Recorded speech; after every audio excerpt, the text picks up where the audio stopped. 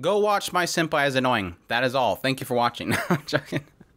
Yeah, let's get done with the first episode of My Senpai is Annoying, and my gosh, I am absolutely thrilled to talk about this show.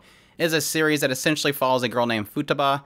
She is a office worker, 22-year-old office worker. She's very short, often mistaken to be a high schooler. Everybody kind of treating her like a child. It's kind of that whole idea of a character, but she's working in sales at a company, and at this company, she has a senpai, somebody that is working above her, that is her boss, basically, or her supervisor. And this guy is Harumi, and Harumi is a very big, very tall, and very positive and loud individual. And obviously, this is something that, based on the name of the title, somebody that annoys her.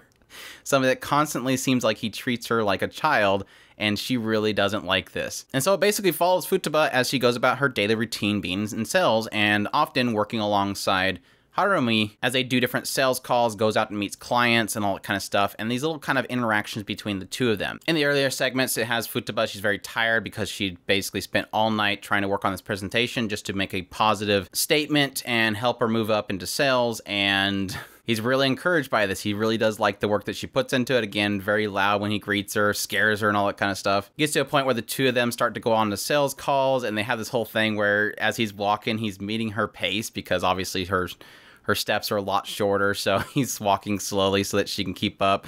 And she keeps yelling about the fact, you're going slow for me again. He's like, no, I'm just taking my time. She's like, no, you need to go faster. We need to be prompt. And so he starts to walk normal, and she has to keep up with her short strides. And he obviously notices that he's working her to death, and so he decides to take a break. They go to eat somewhere, and she gets all into wanting to buy this one kid's meal to get this cute little plush, so he buys it for her.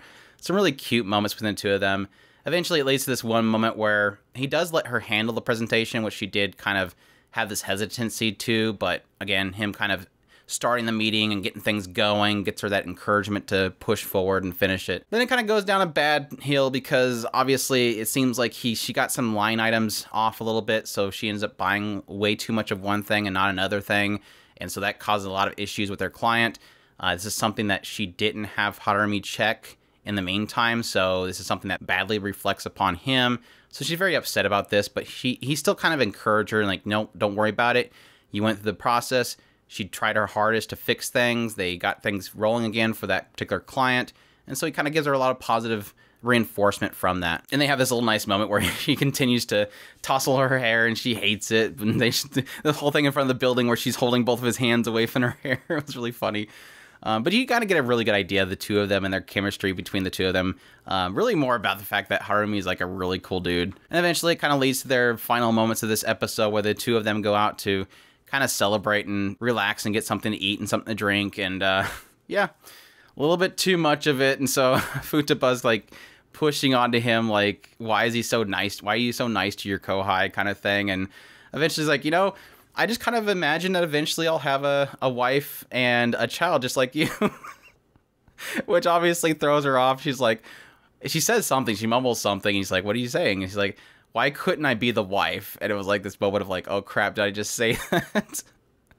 It was really cute. Absolutely incredible episode. Like I said, this is technically Doga Kobo at their best. Like the animation here was absolutely fantastic. I've mentioned before several times that Doga Kobo isn't the Ufotable. Doga Kobo isn't this great studio that's doing crazy stuff with CGI and insane action scenes and stuff. It's a studio that does cute and slice of life perfect. Like, it's a studio that manages to bring characters to life with just really great subtle animation. Animation that make the characters' hair flow, make them move more than just a character sliding across the screen with a mouth flapping. This is a studio that knows how to make characters lively, and it knows how to make cute scenes. And it's doing it perfectly with this series. It's like this culmination of the cuteness of Futaba and the great nature that is her senpai.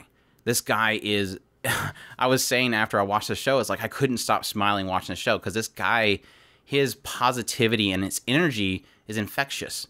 Like, you can't not watch this show and not feel that energy coming from this character, which is exactly what I think everybody around him likes. It's probably why he's really awesome at sales, is because he's got this nature of coming in and tackling people and giving them his energy and them not being able to ignore him.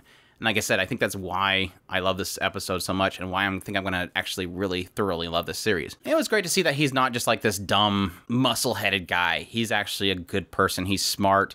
He's very good at his job. The fact that she messes up and he spends pretty much an entire night working on all this stuff to get it fixed does show that he's more than just a musclehead.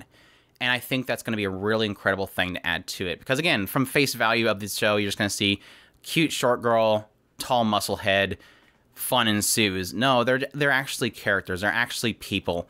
And I do like that, to give them a little more than just their archetypes. And like I said, just that infectious nature from him, I think, it's so funny because, yes, technically the teasing aspect between the two of them, that chemistry, is going to be the solid form of this show. But I never expected that I would like this guy so much. He's probably going to go down as one of my favorite characters in a series. So, yeah, definitely looking forward to more of this series. If you have not watched it yet, please go watch it. It is fantastic. You're going to know within this first episode if you're probably going to like the series or not, because I think this is what it's all about. And it did it so well to welcome us into the show. Hopefully the chemistry and that stuff can keep going. Obviously, the PV showed us pretty much the entire series, and I was liking everything I've seen, and I was upset that I'd seen it, but yeah, I'm looking forward to more. Again, that's my impressions on My Senpai is Annoying. Hope you guys enjoyed this video. If you did, leave a like down below. Comment, let me know what's of the series. Subscribe if you haven't already. Share this video if you can. Support us on Patreon if you can. We definitely appreciate everybody that does. And if you can, go in the description. There's a tip button there where you can support us directly. Thank you all for watching, and y'all take care.